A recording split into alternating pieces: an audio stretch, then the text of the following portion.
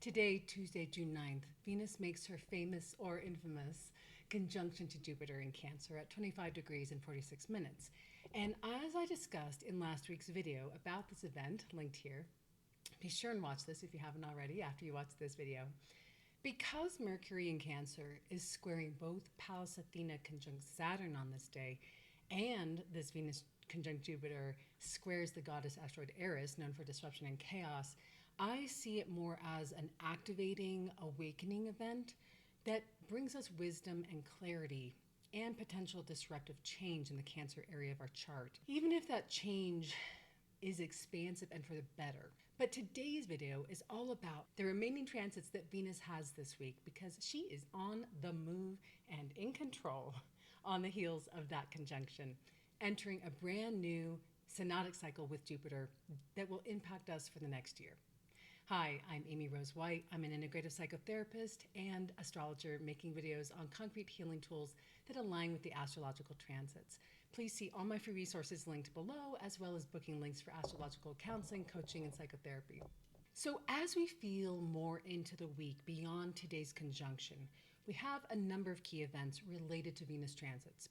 The first is that tomorrow, the 10th of June, Pallas Athena, which is one of the many faces of Venus, will make her exact conjunction to that Saturn in Aries. Later on the 12th of this week, Friday, Venus in Cancer will square Chiron in Aries at the final anaretic degree of 29:44 minutes. And that brings us to the weekend on Saturday, when Venus will then enter Leo until the 9th of July. So wherever Venus is transiting in your chart, wherever you have Cancer and Leo, that is a highly active area in your chart. And for those of you that are in Venus perfection years, this will be a really big few weeks and month. And I'll be making a video of what that means soon if you don't know what I'm talking about. But this is a big week for you Venus people, as well as being huge for those Venus ruled signs of Taurus and Libra, and for any of the houses in your chart ruled by Venus. So that would be wherever Taurus and Libra are in your chart. So themes around empowerment and the dissolution of rose-colored glasses and dysfunctional patterns, particularly mental patterns, are really likely to color the rest of June. Because as Venus enters Leo, she sextiles Uranus on the 15th, trines Neptune on the 16th, and then opposes Pluto on the 17th. Bam, bam, bam. And I'll be making a special video about that Venus-Pluto opposition because it deserves its own conversation.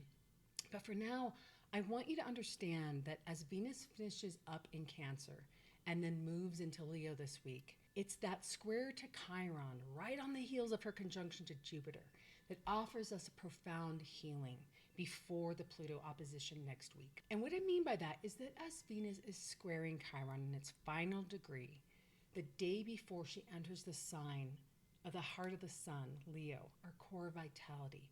The sun is our soul's mission for incarnating on this earth. It's our ambition and the motivation of our soul. As she makes that square to Chiron, there's an opportunity for a resolution of wounding that probably occurred very early in our lives, related to the formation of our identity and our sense of self and belonging and security in the world, Aries. And that might have been conscious or unconscious insecurities, that drive the way we connect in relationship and in love and romance, in female friendships, maybe to our sisters and mothers, Venus.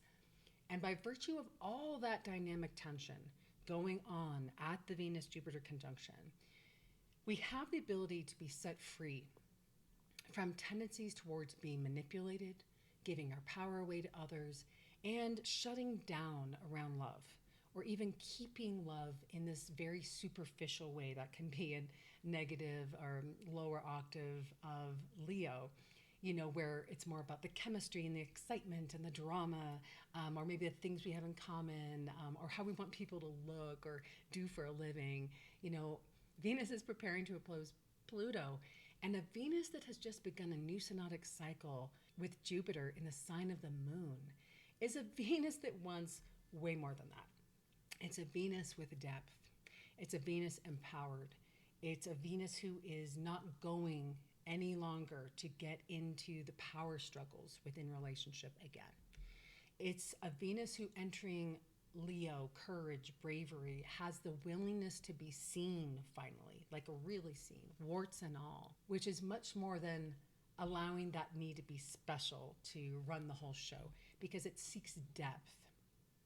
And for that reason, I titled this thumbnail Breaking Hearts and Taking Names, because it's not a Venus that's going to settle anymore.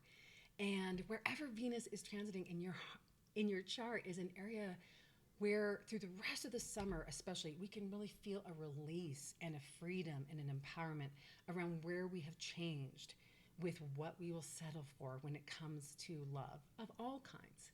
And a real growth and maturity around what love and connection and relationship actually means to us. It's very likely that the meaning of that has profoundly changed since the last time Venus met Jupiter a year ago. And Venus will get to square Chiron one more time in Aries on February 27th of 2027 from Capricorn at that time. But then Chiron will have actually, I think it's 27 degrees. It won't be at this anaretic degree. So there's more of a crisis point here, a turning point, and a request for resolution and action at this particular square. And where Venus is in relationship to Chiron in your own chart, this will change as Chiron permanently moves to Taurus on April 14th of 2027 next year. So remember that Venus is moving into Leo the day before the shadow period of Mercury retrograde begins. So there's this little window of special clarity here regarding commitment, regarding love, regarding what we need, and the ability to clearly communicate our needs and desires in connection. And I'm not saying that can't happen at all during Mercury retrograde, but it's much more likely during that window coming up to lead to misunderstandings or later revisions and negotiations later down the road. And so that Venus in Leo then immediately makes sextiles to Uranus and a trine to Neptune means that she's really being liberated in the way she thinks, speaks, and articulates around love, romance, and friendship, and the desire to connect. Because Uranus in Gemini wants us to tell the truth, the whole truth, and nothing but the truth. And the trine to Neptune in Aries is the opportunity to take off rose-colored glasses, to see clearly. And it's probably going to give us a lot of clarity about the true motivations and intentions and even actions of others. Like there might be secrets that are being revealed, and that's definitely going to be a part of the subject of the Venus-Pluto opposition that leads us to know more than ever about who we are, and what we want in a relationship, and what the other is doing and thinking, and seeing them more clearly. So when we take a powered up Venus, it was not going to take any crap. And unlike a Venus in Leo that might generally be vulnerable to flattery and excessive platitudes, Venus and Leo people are often very seduced by words of affirmation quite easily, and that can get them into trouble when those words are essentially empty and not backed up by actions. But with all of these prior transits, it's much more likely that this transit of Venus into Leo allows us to see beyond the words and to really find concrete ways to show up with that generous, romantic, charismatic energy of Leo and send that actually towards ourselves and the people in our lives who actually show up and demonstrate the same loyalty, commitment, and devotion to us that we do for them. And again, is more deep than just the glamorous Venus trining Neptune. That Venus trine Neptune is a very glamorous transit. And where Venus is transiting in your chart, or if the Venus trine Neptune is aspecting a personal planet, you may feel a sense of real glamour, girls' summer in that area. And what this provides us is really actually true summer of love. There are a lot of placements, despite my negative sentiments about the Jupiter-Venus conjunction, this is a powered up Venus that I think is going to buoy us through whatever is initiated from that Jupiter-Venus conjunction in the collective, moving into some other kind of gnarly astrology of July. Because there are a lot of placements going on right now that echo 1967. This video is not going to be about that. But it is about recognizing that we can intentionally initiate a summer of confidence and the ability to love ourselves and others boldly, with a sense of celebration. That is so Venus and Leo, where we're no longer going to compromise with disloyalty or someone who's secretly putting us down or feels competitive with us rather than being in a situation of mutual admiration with us. Leo needs to feel absolutely like they are their partner's number one and that their friends think they are special. And I always say Venus and Leo people require excessive adoration because I am one of them. So this is an opportunity to connect to all that drama and flair and the sequence of Leo, of the Leonine archetype within yourself and within the people who really show up in your life. It's time to make plans to go out in the world and to be seen and to truly do that whole dance like no one's watching thing. Really, we want to use the fire energy of this sign to break up a little bit out of that fixity that Leo can get stuck in because of insecurity about feeling like they won't belong or won't be seen or won't be special or will fade into the back. And if we think about fixity with the example of loyalty, Venus and Leo can mean that the transit highlights where we have stayed too long out of excessive loyalty. And it's an invitation to play and not take romance too seriously. With that Pluto opposition coming up, we will be asked to make that choice.